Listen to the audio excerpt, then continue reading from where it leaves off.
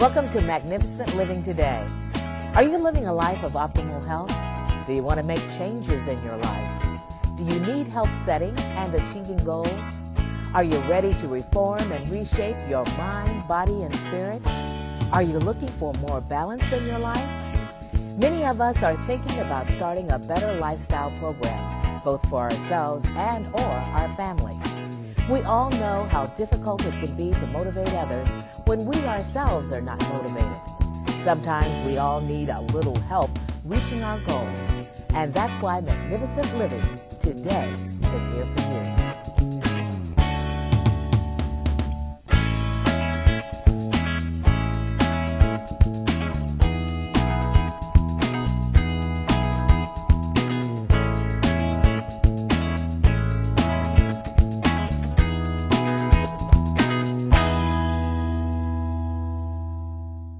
Welcome to Magnificent Living Today. I'm your host, Powell, and I have a lot of show today, so I'm going to really try to get as many things in as I can.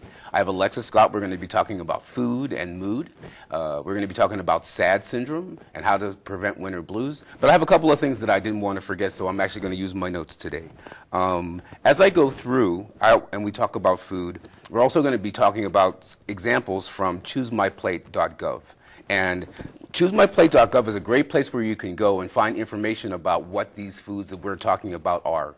And it's replaced the food pyramid. So if you haven't had a chance, please go and check it out, ChooseMyPlate.gov. That was one thing that I didn't forget.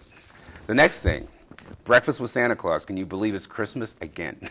The Women's Club of Laurel every year has a breakfast with Santa Claus. And every year I go and visit. And this year I'm going to actually go and tape and talk to the kids and talk to Santa Claus, so I'm really looking forward to that. The event is on Saturday, December the 3rd.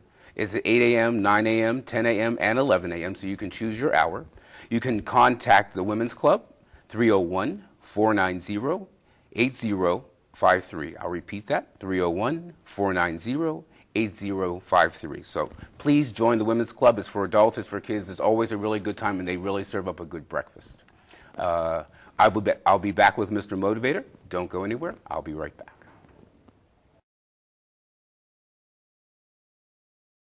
Welcome back to Magnificent Living Today. And again, I said we have a fun-filled show for you today. So we're just going to start off slowly with our step, Mr. Motivator. And Mr. Motivator today, I'm actually going to use two of the steps. It's being giving and being forgiving. Because this being the holiday season, it's the time to be giving. But at the same time, we often have a hard time forgiving ourselves for the things that we do as we flow through the holidays. So as we go through the flow, we're going to talk about being giving and forgiving. I have guests here with me today, two that I'm very excited. Alexis has been here last week. Alexis Scott, welcome. Hi, thanks for having me. And Nina Edley, welcome. Thank you.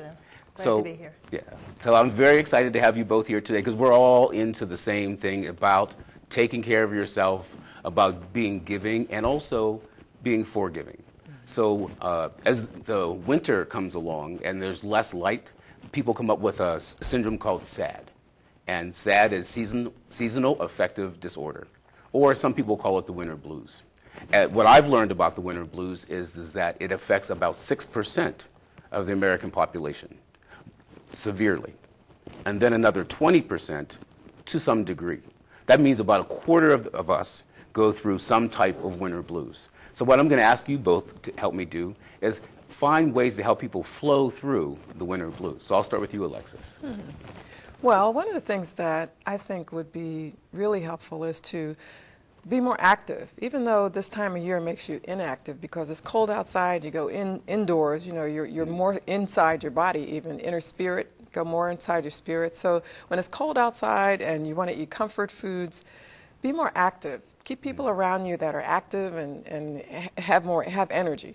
And some people have energy 24/7, doesn't matter you know who they are. But the other piece I think is really important is to be mindful of your thoughts. Your thoughts always manifest what your belief is. So the more you think, okay, it's getting cold outside, here I go, I'm going to go into this mood. Well, if you're thinking that every year, then you're going to have that. So only bears are meant to hibernate. Exactly, exactly. And that's for a good reason. Yeah. So I'd say stay active. Stay active. One of the things, stay active. Sounds like a good plan. Well, in my case, I probably would think about what would be helpful is to think outside of the box, see what it is that you haven't visited lately, try to think of ways that you can help other people. What is it that you can offer them, whether it's advice or to demo or to just to go out and be of company with them. It can help you release what it is that's maybe holding you down or making you blue. And it's like when you reach out to other people, it helps you as well. Yeah, there's a saying that says that you can't help someone else without helping yourself. Yes. Exactly. So when you realize that people are going through the same thing that you are, then you realize that they do need touch, and they need conversation, and they need encouragement. Connectedness. Yeah. And as you get connected, you start going back. And I always find that the things that keep me most motivated are the things that I know in my life that are my history, that are wonderful.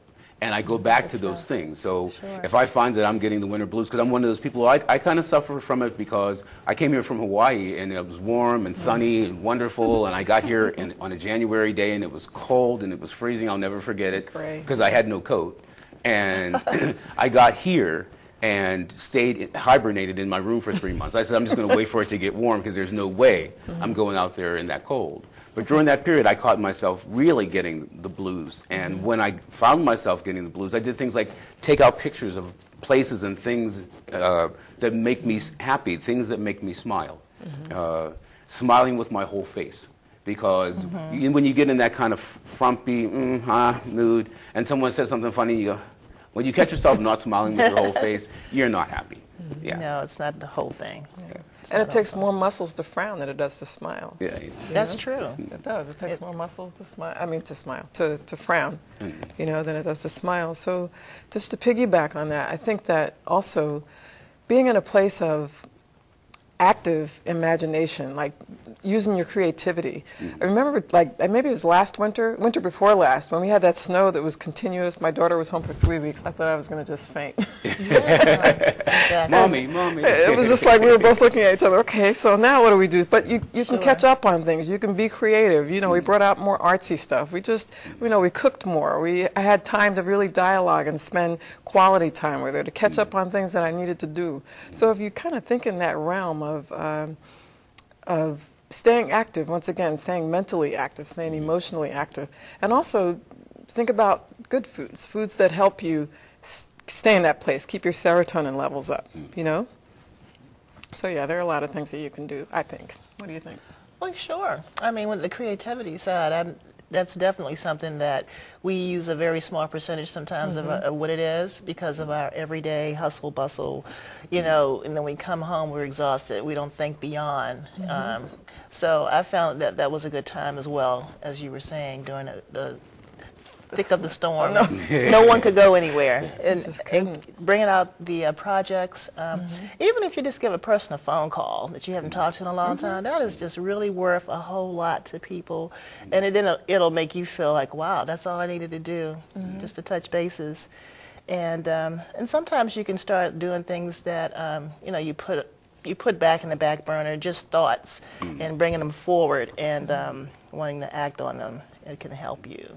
Yeah. Whenever someone approaches me and they say they're bored, bored is not a word in my vocabulary. No. Because I have so many things. My back burner is so full of stuff. Every time I look back, I'm thinking, just keep looking forward, because I don't even want to know what's back there some days. Exactly. But when I do get that downtime, oh my goodness, am I thankful, because I have crafting that I want to do, and the things that you never want to do, like filing. Organization. Exactly. Yeah, organization. But those are the little things that will help you not be sad, is getting better. When you improve, you feel better. A lot of people get sad and then they get fat. And then the fatter they get, the sadder they get. True. I don't know anyone that gets fatter and then gets happier. Exactly, right. Fat and happy. I don't know where that came from. Right? People say, oh, she's fat and happy. She might be fat. She might pretend like she's happy. But, being overweight does affect us. We all look at our bodies in the mirror. And we all wake up and we go, okay, there are things that we can fix. But when you start fixing them, then you start to feel better. So you can either spiral up or spiral down. You get a choice in that.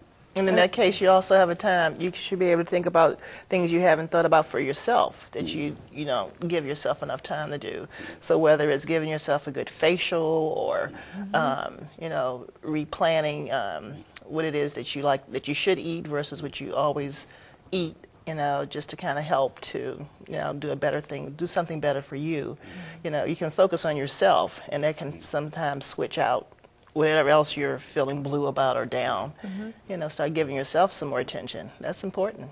Absolutely. And that comes right back to being giving and forgiving, because those are the things that we do during the holiday season. And some of those are stressors, because people feel like, oh, it's Christmas, so I have to go out and I have to buy gifts. Right. And I always say that that's the time I pull my craft table out, because nothing is better than something that you've made for someone, Absolutely. opposed to running out things. into the store and spending money that you don't have. So that's where creativity comes in. Exactly. You can Right. think of some Exactly. things that you would never have thought of that will be just as sufficient and so pleasing.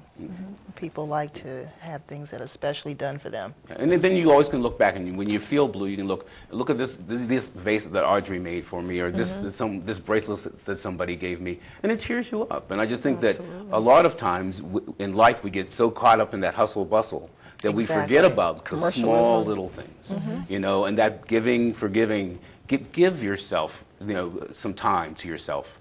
Give yourself 30 minutes a day just to meditate, breathe, drink water, replenish. Absolutely. And so, because all we're doing is giving and giving and giving and giving and giving out, then you end up empty. And the goal is to give and receive at the same time. Let that be part of your flow. Exactly. But so many people don't know how to receive. And so it's learning how to, receiving comes from forgiving. When you forgive, you can receive. As long as I'm feeling bad about something, then I'm not forgiving myself for it. And someone might tell me how beautiful I look, how much weight I've lost, but until I get to that point, I'm not going to receive that information. When I start to receive the information and I say, okay, I've lost my first 5 pounds, then someone says, gee, you lost your first 5 pounds, and I receive that, what does it do? Makes you feel better. I'm elevated. Increases your mood. Yeah, it does. And I would say, win. just to piggyback on that, also that worthiness piece comes in there, because people don't receive because they don't feel worthy of receiving. So they could be givers, but givers are also can have, it serves them, because some of that could be controlling, when people give, just to give. Some of it can be because they don't have a sense of how to say no. So they give in that sense. So really get into the core of who and what you are when you have to be in that space by yourself too. Right. Being still, because people stay active because they can't be with themselves. Oh, yeah. So, a person like myself and my daughter, I mean, we connect with people, but it's also a really good time to just, when we had that snowstorm is what I'm referring to. But when we had time to just be and be with ourselves, there was a reconnection. There was a reconnection between her and I, and also just the whole spiritual piece is there too, of doing something for yourself, like what you were talking about, doing facials, doing our toes, teaching her how to make stuff in the kitchen for beauty, just some oatmeal and honey, or just any little thing like that, just to keep it moving. And then keep the television off. Yeah. I'm trying to keep the television off, keep her from turning it on, just to be with herself as a, a preteen. So, yeah, worthiness is and a lot of people walk right into the house, and the first thing they do is they turn on that television, because as long as there's noise, they don't have to get quiet and think about what's really going on. Exactly. And I had that habit for years. I came home from work, and the first thing I did was turn on the television. But what I started to feel was that negative energy that I was pulling in. And I have to say that when I started doing this program, the reason that I did it is I had my hip replaced, and I was home and I was watching television. And one of the things that I didn't know is Jerry Springer is still on. I thought for sure that people had to be done with that by now.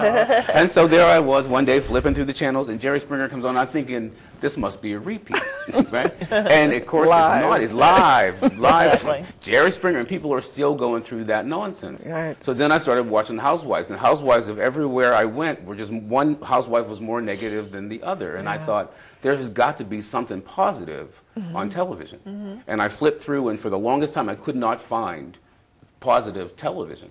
Now we can watch OWN. So if Exactly. if we need to be cheered up. Or Maria. Maria's a good one, too. Oprah will do it for you. Yes, Oprah will definitely do it. Okay, we're going to take a little break right here, and when we come back, we're going to talk about how food affects your mood. Don't go anywhere. We're going to be right back.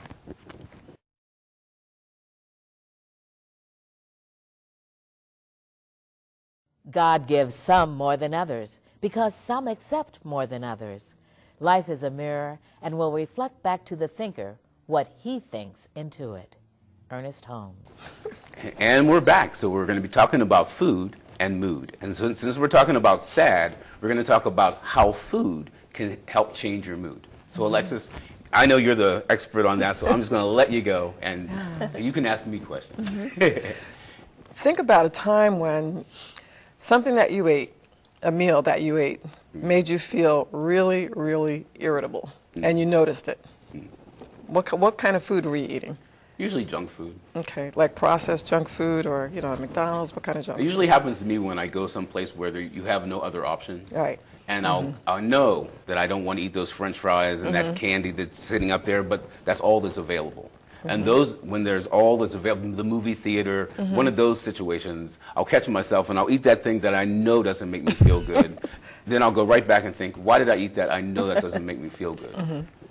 Okay, so processed foods, because they start out originally as foodstuff, they start out in their purest form, but then by the time they go through manufacturing and so forth, it goes through a process.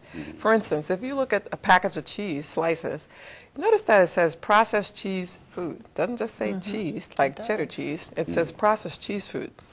So it is going through a process. Everything that you put in your mouth has an effect on your body. And your mind and your emotions and so forth. Sweet things, processed things, things that are high in sodium also definitely make you more irritable, because what happens is your body flips out of balance. It goes into an irritable state because there's too much salt there. It tries to balance and it flips back the other way. Now you need something sweet, which still makes you irritable. Gives you a boost for a moment.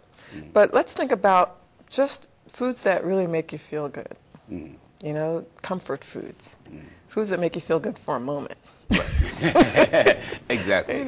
Yeah, we were talking about when you get warm and you get comfortable in the wintertime, you go in the house and you put your robe on and you put your slippers on, and then you go right for those comfortable foods. Those creamy foods. And usually they're the things that remind you of something, but usually they're the worst foods in the house. Exactly, exactly. So some foods that you can eat that are good for you and also grounding, like cold water, fish that come from cold water environments such as salmon. Salmon's high in omega-3s, in your EFAs, and so the omega-3s have a direct effect on your mood. So do foods that are high in B-complex. If you think about it, B-complex also affects your nervous system out and out, which would be your grains, and also poultry. Could come from poultry, fish, grains, whole grains, not processed grains, because there's a difference. One has the grain whole, in its whole form. The other has gone through some kind of manufacturing process where once it's split, it shifts, in chemical composition. So, for instance, what would you say is a really good food to eat if you wanted to stay grounded? You're in a situation where you're going to be nervous, and just think of some foods that you think that you can eat. And I'll share some with you where you'd feel more grounded. I think probably plants that come from the ground, so probably root type vegetables, whole wheat, whole grains, because they come naturally from the earth.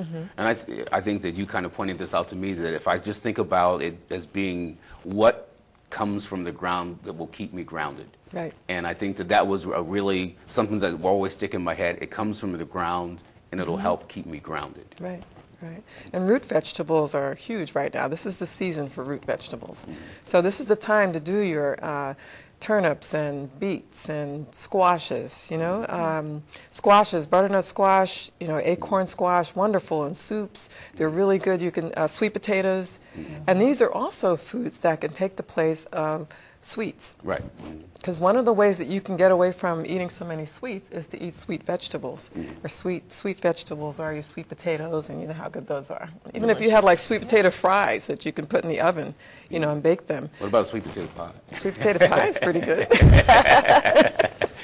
But you can do sweet potato pie, butternut squash, the soups, the The vegetables that are sweet will take away, if you keep eating them, in time they crowd out your craving for sweet, like, you know, sugar cane, like high sweets.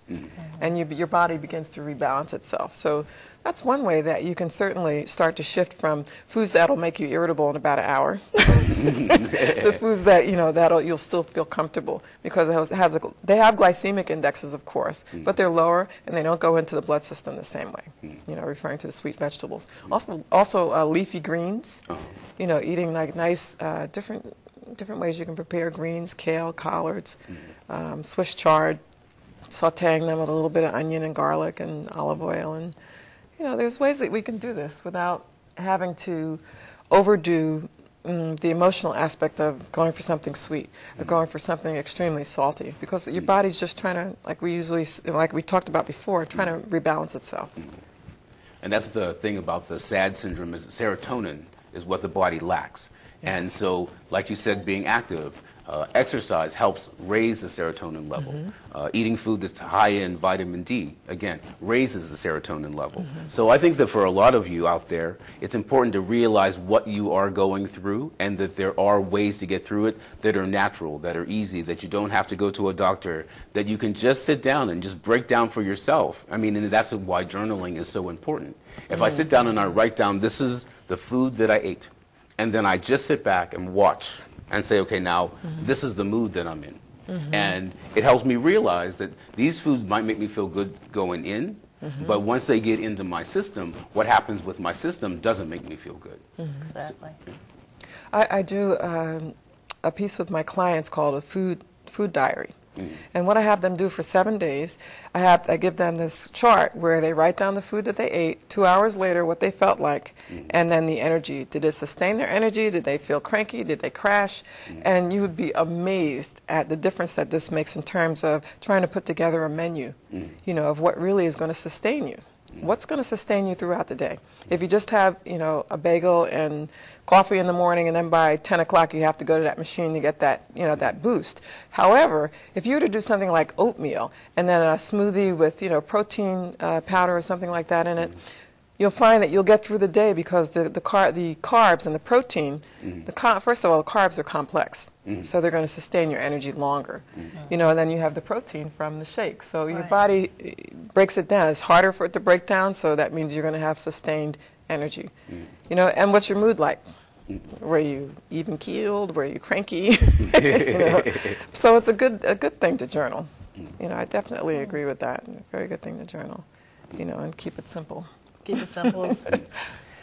Keep it simple. I know that there's a lot of goodies that I love. I have a real bad sweet tooth, and I realized that, you know, you don't always have to have all those things to make you happy. I mean, sometimes it's just feeling good, like you said, feeling good after you. So I know if I do oatmeal and I can put my cinnamon in it, I'm going to be happy. Just oatmeal by itself, just get through. So if I can add some spices and flavors to things that are not, as, you know, the normal comfort foods, that makes me feel like it's work. You know, I can then work with it better. Fruits and salads. I usually don't have any repercussion after those, but a big thing of popcorn with butter, later on I'm feeling pretty nauseous. So it's important to put the right things in your body, or either to try to buffer out, you know, and then volume control if it's, you know. I think, and also making foods that look good, because colorful foods make you feel happy. Appealing, sure. I was telling you, I created a spinach salad, berries, and just because the strawberries are there and it's kind of fruity and just sweet enough that it makes me feel like I've kind of had a dessert. Yet at the same time, I've really taken in something nutritious, that's nutritious for my body. That's a whole food. So. The other connection to food mood is to understand that the serotonin is also created in the gut. So your digestive tract needs to really be on point, you know, and one of the ways that you can do that is fresh pineapple, You know, apples. You know, apples are what's in season. Try to eat with what's in season because pineapples don't grow here. Even though they do have bromelain in them, which is, you know, I think we talked about bromelain before. It's an enzyme and anti-inflammatory, but it's naturally occurring in pineapple. But apples would be superb right now. Right. You know, because they're out, that's what's in season, apples and pears, and they have an enzyme activity that helps, you know, your body digest food.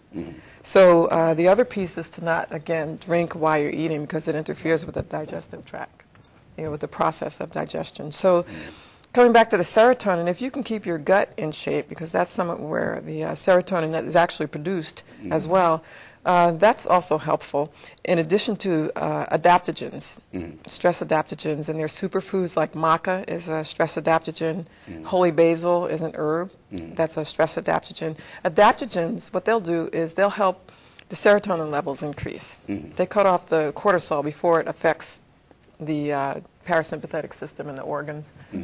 So anyway, serotonin levels, that's what it's all about, increasing. That's what Prozac does. It increases your serotonin levels so you're like feeling good, you know, and happy and peppy and bursting with love. Yeah. I actually read there was a study that they did where they took some people and they put them on Prozac and different depression medications, and the other half of the group, they just improved their foods. They gave them superfoods, and they had high in fish oil, high in salmon, spinach, vitamin D, and they found actually that the people who changed their diet had a higher elevation level out of their depression than the people who actually were on the Paxil depression medication. So. And they probably sustained it as well. Right.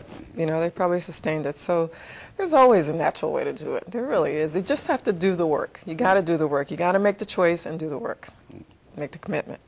With that said, make a commitment to make change a commitment, your food. Yeah, exactly, to change. Okay, well, we're going to take a break right here, and when we come back, we're going to talk about the beauty of massage and why massage is so wonderful for you. And I'm actually going to get a chair massage while Alexis does the talking. So I'm going to chill out. Don't go anywhere. We're going to be right back.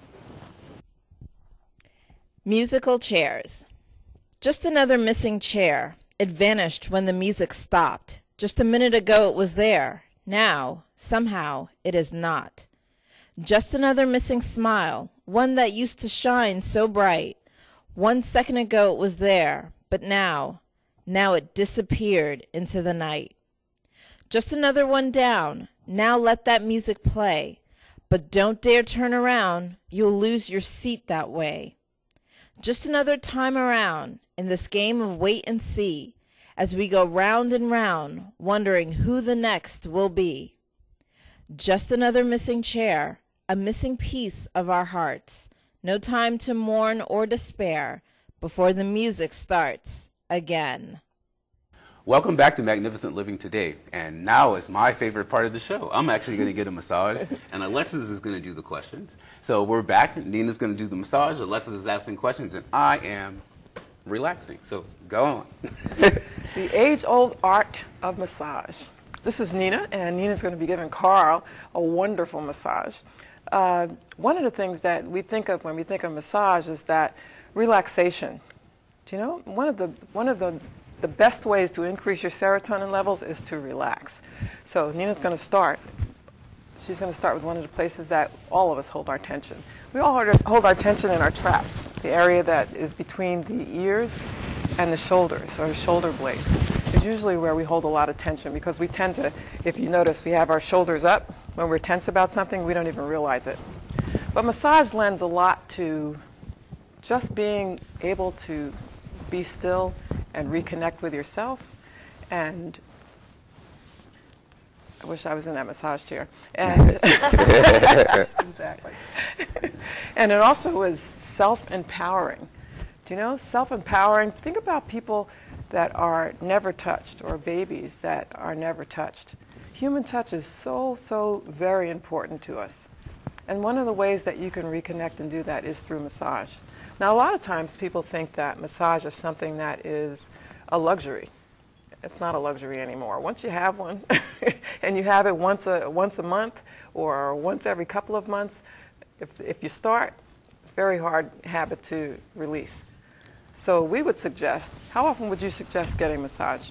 My suggestion for a massage, if nothing's going on with you, if there's no problems, no health issues, anywhere between a 4 to 6 week time frame would be like what I consider your maintenance time frame. For me, I love massages. I would get one every week, every other day, whenever it's available. So if you can do it 4 to 6 weeks, that's wonderful. There's a lot of places now that offer massage, even a place called Massage Envy, where you can get massages for $49. They're so prevalent now. There was a time when I remember when I went to the Baltimore School of Massage back in '97, massage therapy, they used to call massage therapists masseuses, and we don't exactly like that name. We kind of want to stay away from the masseuse title. Exactly. And why is that? Because there's a conflict between a massage therapist and a happy ending kind of massage. Yes. And this is not that, obviously. I'm going to be happy at the end. You'll be happy, but it'll be in a more professional setting. Exactly. So it's gone through many transitions since its inception. It's culturally diverse. It's across centuries. It's across cultures. And here in this country, maybe about 15, 20 years ago, they didn't really have regulations for massage. And then over maybe the last, 10, 11, 12 years maybe, you have a national association now. There's statewide associations that want to ensure that people are getting certified massage therapists for their own protection, and also so that it's regulated. Right, it's nationally certified. It's also governed through the Board of Chiropractors. Absolutely. State of So Maryland. there's a whole lot of backing and a whole lot of backing that is now added to this whole process. And that's just to make it a professional job. If it's not done professionally, then again, people have that concept of, Then that's when you're the masseuse masseuse. therapist. Not Exactly. to say that you can't be trained as a, but you go through all the different segments of professional training. You get to learn a lot more about the human body than we ever would have imagined, and how to safely work with people. To make a long story short. Some of the benefits of massage include increasing circulation. So we've not talked yet about detoxing, but increasing your circulation in your body is extremely, extremely beneficial for moving toxins out. So whenever you get a massage, it's really, really important to drink a lot of water after the massage, because now that the circulation is increasing because of the manipulation of the tissue, and that's what actually, even though he has clothes on in this situation, still the tissue is being manipulated, which means that the circulation is increasing, there's more blood flow, he's feeling wonderful right about now. Am I still awake? But in terms of detoxifying, it's a wonderful adjunct to fasting or cleansing. Matter of fact, I always specify with my clients to possibly get a massage if they can when they're doing a cleansing program. It's a good combination, and it goes good with a lot of other types of healing, alternate healing. Absolutely. Whether it's people that do acupuncture, acupressure, whether they go and do yoga, and see a chiropractor, those things work together well with the body. The body needs transition. It needs clearing, and when you add all these things together, you come out with a happy ending. In most cases, I would think it would be definitely a good ending point. And the other pluses are, of course, there's so many techniques with massage. There's deep tissue massage, there's myofascial release, there's Swedish massage is probably one of the most popular ones. It is the most popular. Deep tissue massage does exactly what it says. It goes deep into the tissue to, once again, help alleviate any tight muscle, any blockages of energy as well. And there is energy. We talked about that for a brief moment, that everything is energy. We talked about that on the last show. And so massage is one of those things that not only is you see her physically doing something, but energetically, things are moving around as well. Rest assured. Myofascial release actually goes a little deeper than deep tissue. Myofascial moves the fascia, which is right under the skin, and it works on an even deeper level, on a cellular level. So it's very, very effective for all kinds of things. Of course, there are contraindications with some things like arthritis and what else? Like Well, people that cancers. are the patients, cancer patients, if they've just had any treatments, whether it's chemo or radiation, you want to wait, until after that a few days have passed. Even if you're not sure, you can always check with your physician. Things that are flared up, things that are localized to the skin, different types of conditions, or a real bad case of like a breakout, a rash. Massage doesn't have any side effects. It's just things that you have to pay attention to and know. You avoid that area, the rest of the body can still get a massage. Or if you just got a really bad flu, give yourself a few days. More likely you're not going to want to go out anyway, but there's so many more things that massage is good for than it's not. Definitely. Absolutely. And there are so many modalities of massage. People, they don't realize the reflexology Absolutely. is a wonderful modality. And it's ancient Kemetic reflexology. Yes. And reflexology, basically, your hands and your feet and your ears are like patterns to the rest of your body. Every point in your hands and your feet is connected directly to an organ. And so when those are manipulated, it works directly on the organ. It's fascinating. It helps to send that energy through the reflexes of the body. If you look at a grid, like from a Chinese point of view, we have lines that run from the top of our heads down to the bottom of our feet, in between each toe, and down the arms, down in between the fingers. So in between, that's where the energy can be flowing, along with connecting with the glands and the organs. And then if there's blockage, by applying reflexology, you're able to hopefully open up some of the blockage and get the body to facilitate its own healing. And that's the real point of any of these types of modalities, is to help the body facilitate healing and to restore, rejuvenate, all those wonderful things, improve your circulation, blood flow, muscle tone, improvement, just detoxifying and de-stressing, which is a huge thing. And so many medical conditions that it can support. It's just wonderful. Sports-related injuries, so great for those. Definitely sports-related. Definitely sports. Sports-related. And there are specific massage therapists that specialize in sports massage. Yes. That work at the games. And so it's not just the football players and so forth, but you can go, if you're highly athletic, you can go to a massage therapist that specializes in sports massage. And they work with specific muscles and so forth. Even breaking down scar tissue. Absolutely. Scar tissue, that's right. Scar tissue. And it's interesting with scar tissue, too. Say, for instance, you've got a scar that is over a joint. Massage can actually, if it's done correctly and consistently, can allow more mobility between, where the joint is and so forth. So it's an excellent modality, and it's something that you should really incorporate in your monthly and your monthly repertoire of what to do to make you feel better. Definitely. The way that I met Nina is I went to get a massage, and what caught me by surprise is that I had my hip replaced, and I had never allowed anyone else to touch that, or I wouldn't even touch it myself. So when she started, because it was ugly, I look at the scar and I think, I don't want to touch it. And she went right in there and started working on it. And the next day, I was walking like I was 8 years old. I was like, oh, right. It's a wonderful thing. It is. Like that story versus so many more stories, it is just the best when people come back and tell you how they were helped. I hear now more often than not when I work with people repeatedly that the problem they initially came in for, they no longer have. A lot of times I think I'm going to lose people after that, but people come back.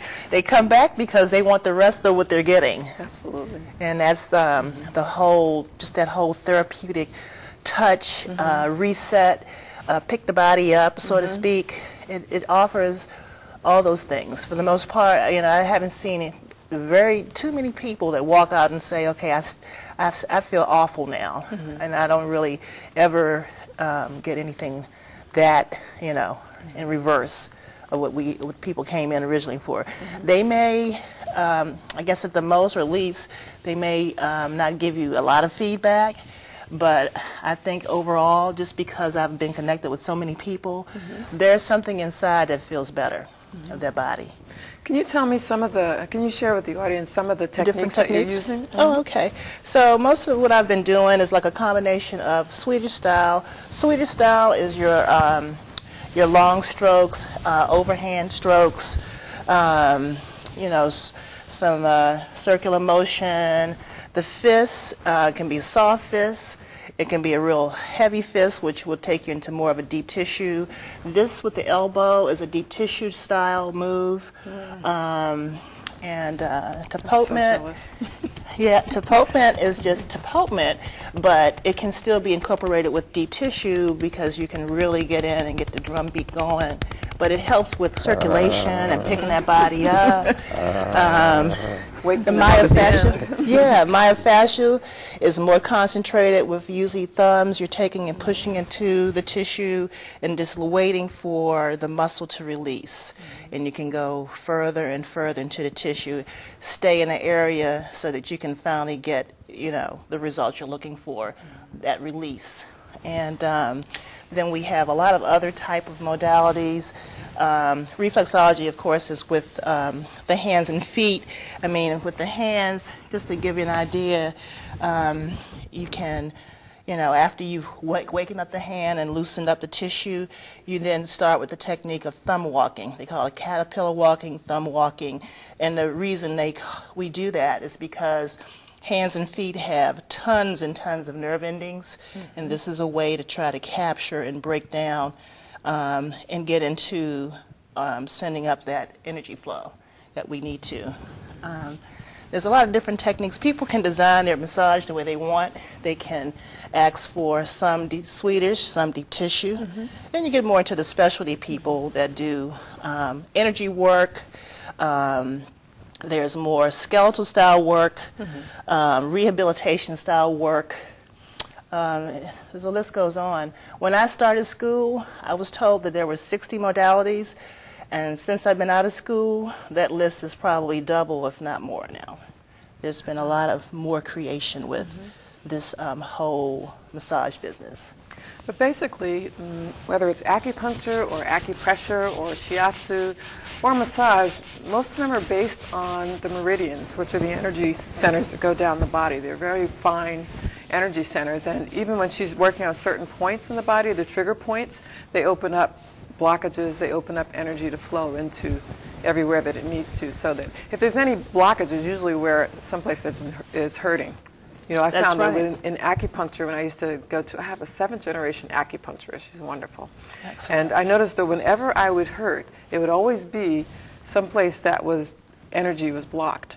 Do you know? And once after the treatment, it would disperse. But those were the only times that the needles would hurt going in. Everything else you couldn't really feel. Right. So basically, you can tell. Yeah, the meridians are one of the keys. And also, another key that's really important with massage therapists is that you have a chemistry with them. Chemistry is extremely important. So, after you watch this and you go out and find a massage therapist, make sure that you have a really good chemistry. Just be authentic with yourself, because that's part of what probably happened between the two of you. You know, there's a connection and there's a comfort feeling, because that's key. And if everyone, and just to add to that, people find what works for them. And, you know, I know that there's been clients I may have had, then they had a few other of the therapists, and then they went with them because it was either the style of the touch, the depth of the touch, or the connection. Right. And so that's very, very important. So we try to, the objective with doing this is to say that we, to be able to give them what they're looking for and not what we want to do. We want to make sure we can get in and provide them the best service by knowing what their needs are. So listening is very important. Well, Nina started, when she gave me my first massage, she started with my feet, and by the time she got to my ankles, I was like, done. Pretty good. She got to my calf muscles, and I'm like, okay, I'm going to see you as often as possible. Okay, so we have about 5 minutes. Is there anything else that you want to share with us about massage that you can tell our community that would encourage them, besides me saying, please do it, you'll feel wonderful? What do you think? As far as encouragement and what I would offer is to just know that Every massage session does count. Always think of this as another way to improve you, to know that it doesn't require any medical intervention, any real, taking you out of a comfort zone. It has all the wonderful benefits. So if you stop and think about, okay, I need another way to detoxify myself. I need another way to improve my muscle tone. I need to give my body a treat after I work out really hard. I have an emotional situation. Things are going down, down, down. Come give yourself a lift. Come and see what it's all about if you've never tried it. Don't be afraid of touch. Touch is excellent. We handle ourselves in such a professional way. You forget about whatever your hang-ups are after you tried it for the first time, and I welcome you. Come and try it out. Well, the one thing I have to say is when I went to Nina, different than any therapist that I've gone to before, she said, undress to your comfort level. Right. And it's very important. Yeah, yes. and because a lot of people think, oh, I have to be naked. Well, I jumped out of all of my clothes. I was like, oh, right. Of course, because I've done massage many times. But if you're not comfortable yet, you can just strip down to your comfort level. So it's not whatever it is. It could just be this. Exactly. If I've had people before that got on the table, I came back, they still had their clothes on. So I just worked through it. It's like, okay, I can do it whichever you feel best, because this is your session. So that's very important, is to establish the comfort level. Absolutely. Definitely a connection. Definitely so. Okay, well, I think that I'm comforted out of here. So we're going to take a little break, and I'll be back. This is what we're going to hear. We're going to be right back. One isn't necessarily born with courage, but one is born with potential. Without courage, we cannot practice any other virtue with consistency. We can't be true, merciful, generous, or honest. Maya Angelou. Welcome back to Magnificent Living Today, and wow, am I relaxed. Yes. How do I finish the show? I want to start by thanking you both for being here, and I think that we've touched on a lot of really good things about giving, receiving, and being forgiving. And as you were doing the massage, you made a comment about energy. And I talked to a chiropractor friend of mine, Marcia Levi, and we were talking about a girl who had been in a car accident. And she said that someone had rear-ended her. And Marcia said to her simply, the energy never is destroyed, it's only transferred. Exactly. And as you were sitting there and you were doing that, I was realizing that that's exactly what was happening. As you talked about it, that energy was transferring into my body and making me feel different. And as I allowed that energy to come in, because when we talked about, now look, I can barely talk.